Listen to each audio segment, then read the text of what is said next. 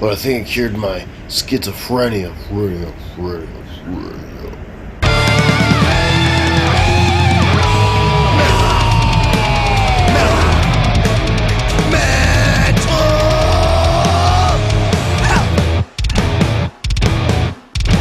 Mental health. Hello, welcome to Mental Health. Today I've got a guy in a band, like I always do. And this guy, his name's Kyle, and he's in the band Ninkharsag.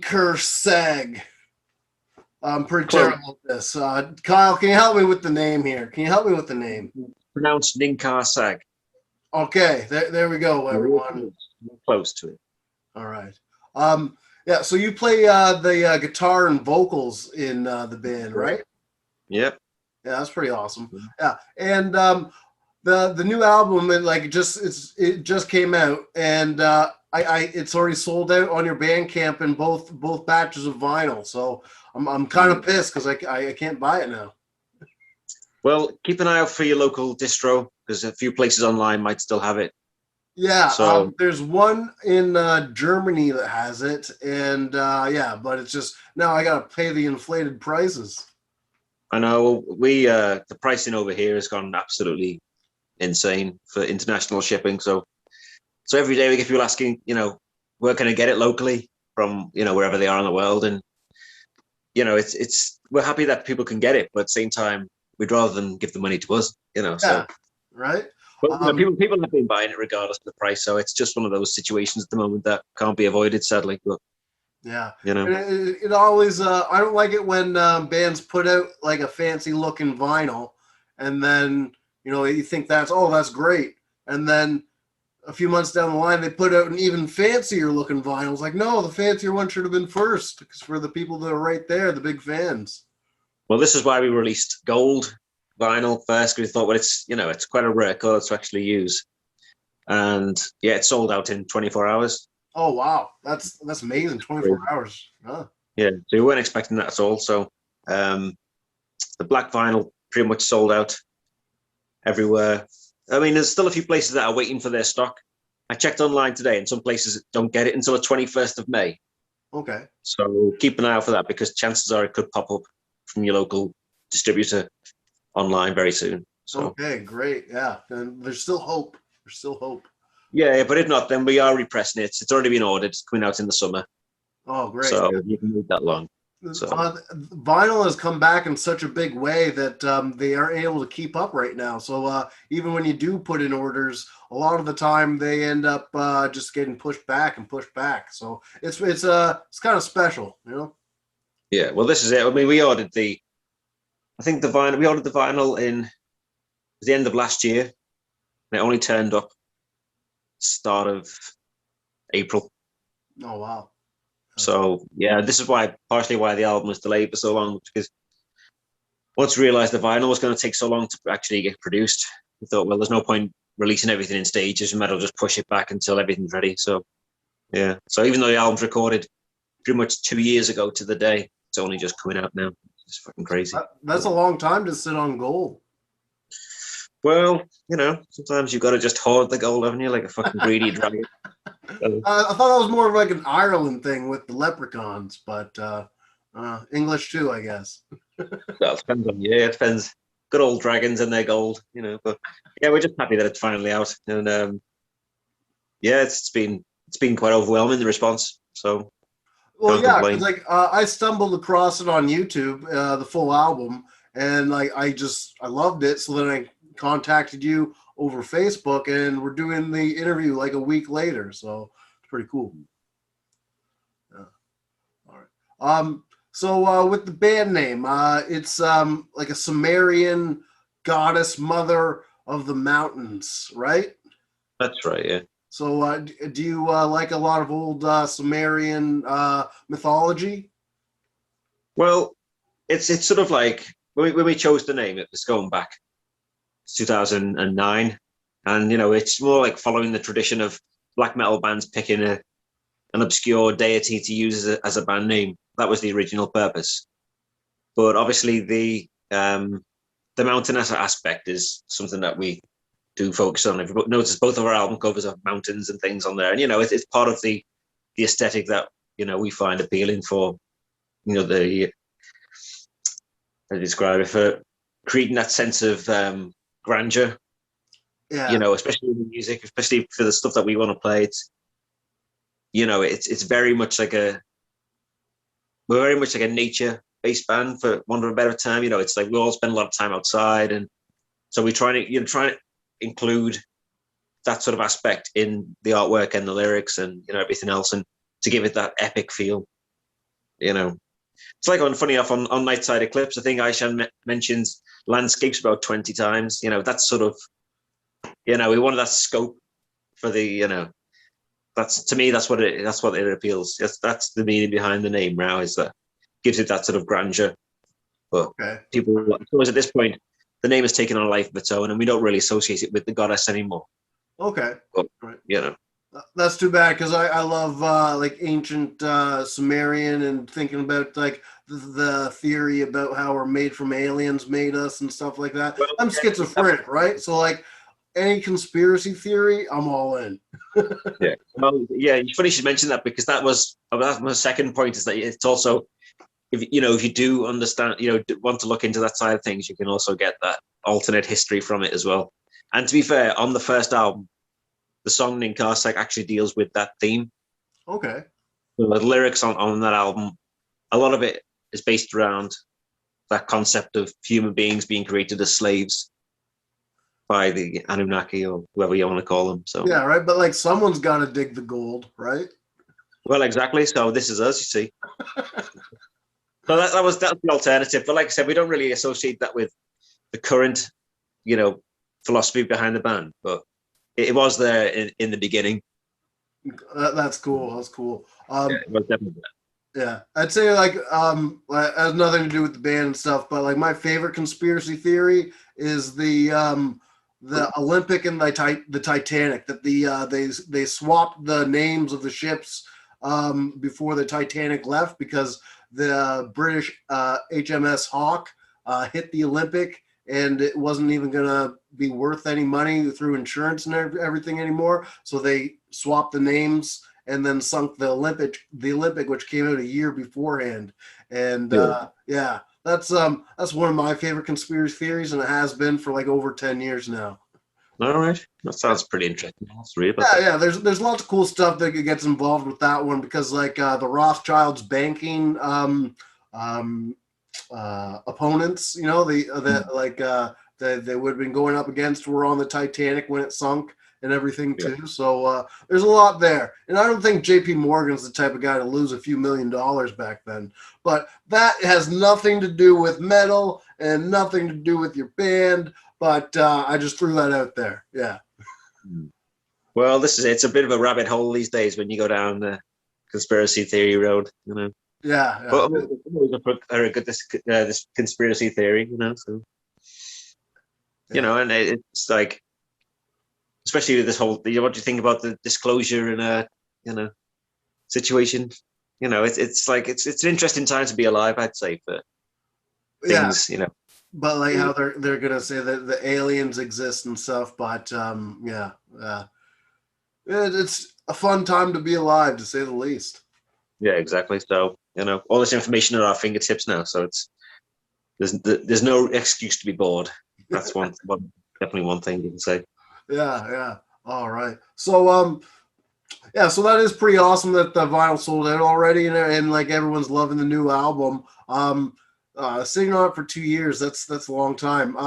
What was it like just coming together and making the album? Like, because if it's 2 years, then that would have been just before COVID and everything. So like, do you have big goals and dreams for touring and everything, and then it just got taken away from you, or?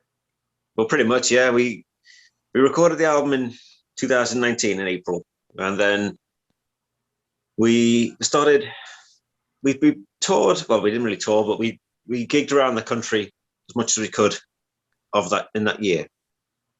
And then I can't even remember why we didn't do more, but it was one of those just situations where didn't really do much. And then come the end of 2019, when COVID landed or whatever, we were just like, well, we didn't really want to release the album in the current situation because it was like everything was at the fucking wall.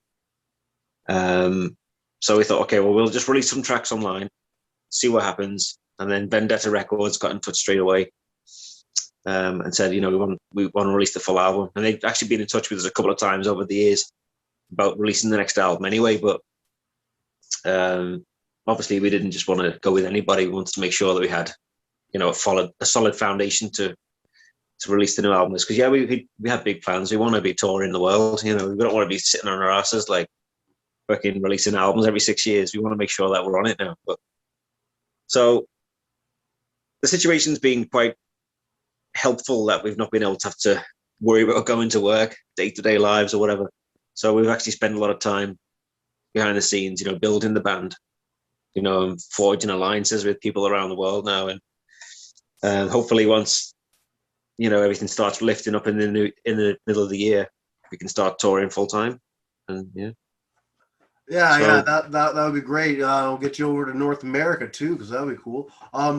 I only bought tickets to the Megadeth, Lamb of God, Trivium and In Flames show that was supposed to happen in July, but it just got pushed back to September 30th.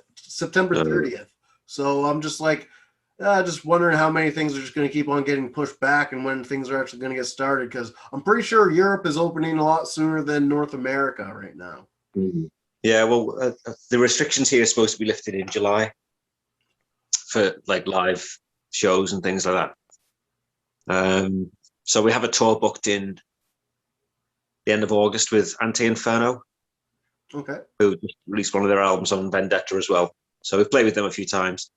So we're doing 5 days just around England, just to get the ball rolling, and then hopefully after that we can try and get over to Europe, start the tour in Germany. But it depends on when countries open up and stuff. So chances are it might not be until next year now. But if we can at least get a handful of gigs in the meantime, just to get our name out there, then because we've always considered ourselves like a live band. Even though we've only had 1 album out so far, well, 2 albums, we've been gigging and touring for years. So it wasn't that we haven't been working behind the scenes or just didn't do anything. It's just a case of we just wanted to make sure that this album came out with a fucking bang rather than a whimper, and if it took a while to get it all ready, then so be it. Yeah. So, and here we are many years later. Yeah, so it's basically to the point where I was like, well, we'll put it out anyways because we don't know exactly what's going on. But yeah. Well, exactly. At some point we had to release it, so it was a case of we could have waited longer until COVID disappeared, and we thought, well, fuck it, let's just release it now. And it is what it is, and it's working to our favor, I think, because people are actually spending the time to listen to a lot of new music these days. If you're still housebound or whatever, then you've got all that free time to just peruse on YouTube or Bandcamp or Facebook or whatever you use to find new bands and stuff. And I found loads of great bands, over the last year. So, but I don't normally get the chance to listen to anything because I'm so fucking busy, day to day, that I don't have time to just sit on YouTube for 3 hours, scrolling through. So, so it's been nice to have all that extra time. Yeah, I like some of the coolest music I found was just start off with 1 album on YouTube, and then I'll fall asleep or whatever, and I'll wake up to an album that I wasn't expecting at all, and I'm just it's almost like I wake up because the music's so good. Yeah. And that's what happened with your album. Yeah. Oh, that's cool. Yeah. All right. So when did you start playing guitar and everything? Because it's when I was 16, so that would have been 2000. Okay. Around that point. Yeah. So, well, I started playing bass guitar first, and then just moved on to electric guitar, and I'm still fucking shit at it all these years later. But get the job done. That's the main thing. Well, yeah. There's a lot of people that don't have 2 albums out, so you got that going for you. Yeah, I'm pretty proud of it. But I don't really consider myself a guitarist. I'm not really one of those people that sits around shredding all night or anything but I feel like especially with Ninkharsag, it's more of a case of the riffs don't need to be technically proficient so long as they, have like an emotional feel. Especially for me, it doesn't really matter how many notes are in it.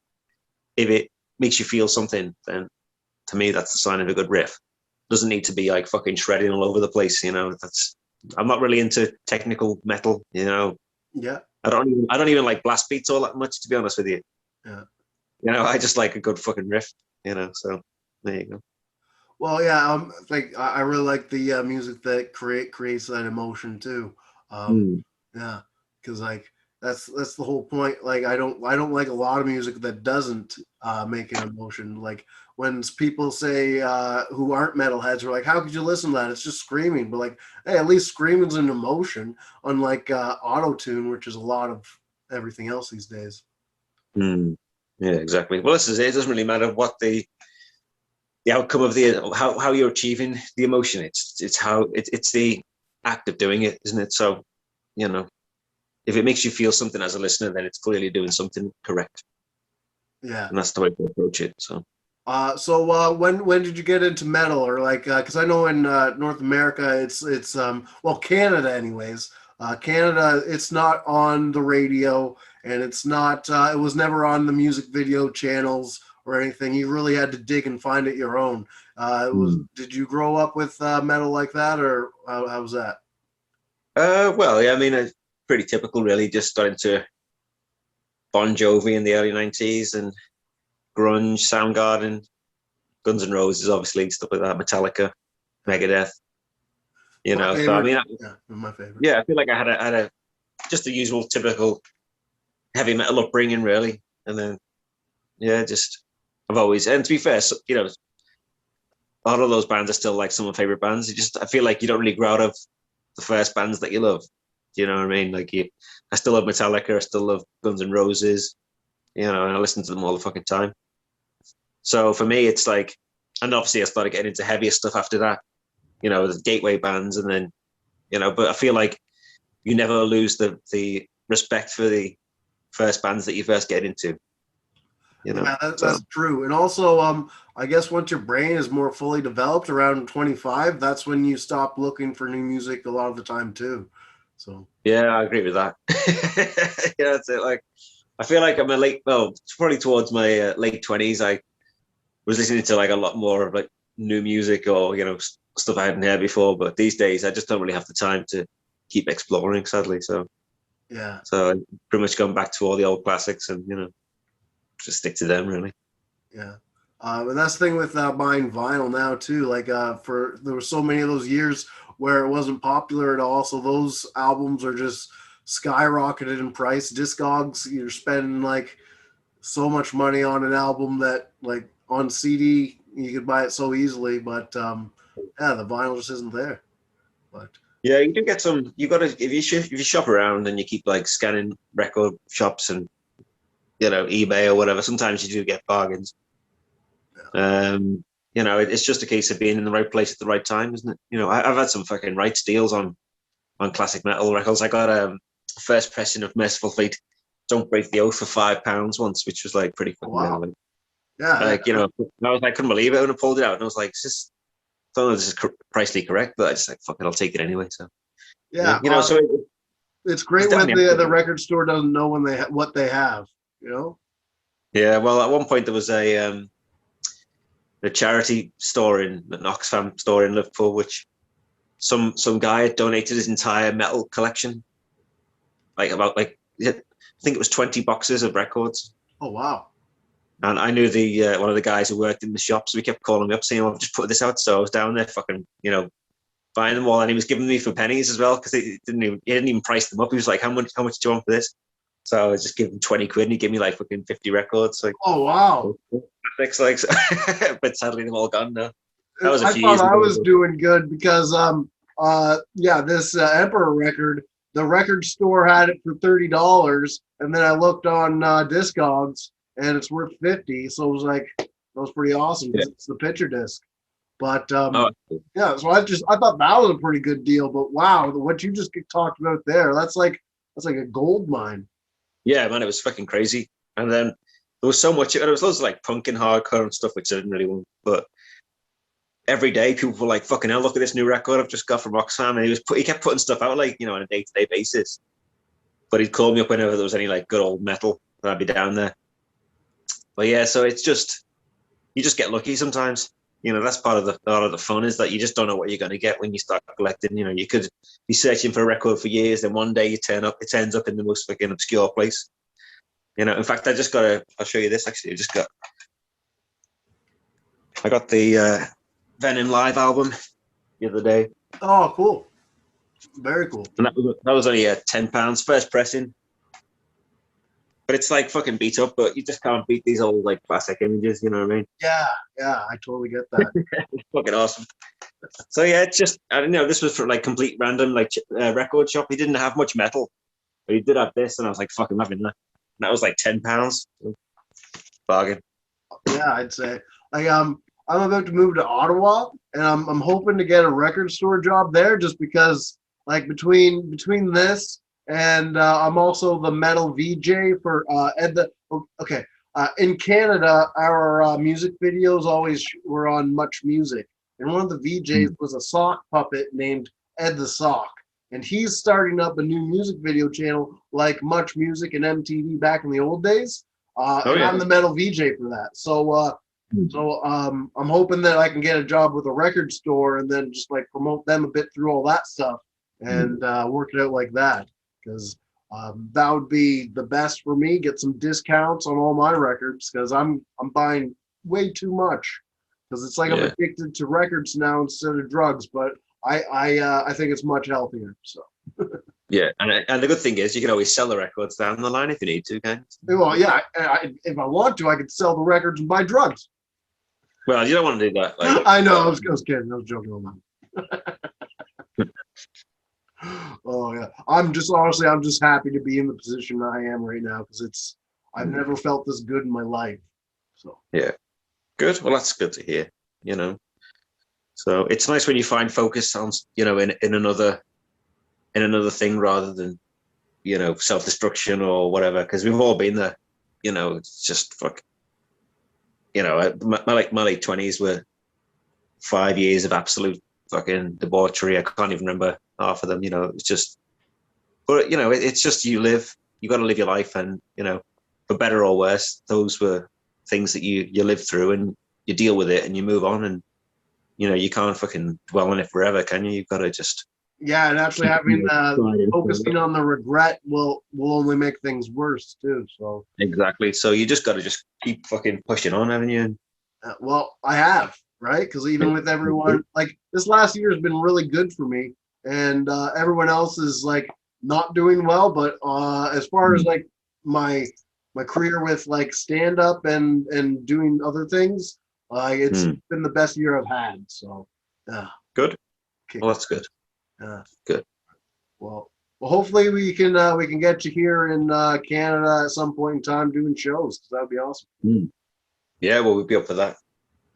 So, I mean, that's our next mission, really, is to get a booking agent sorted, especially for next year. But we've got a few people in mind. So hopefully, once that's in place, then yeah, we can start touring full time once things are back to some sort of fucking normality. Yeah. And don't get me started on this new normal, but yeah. Well, is there anything? Pardon me?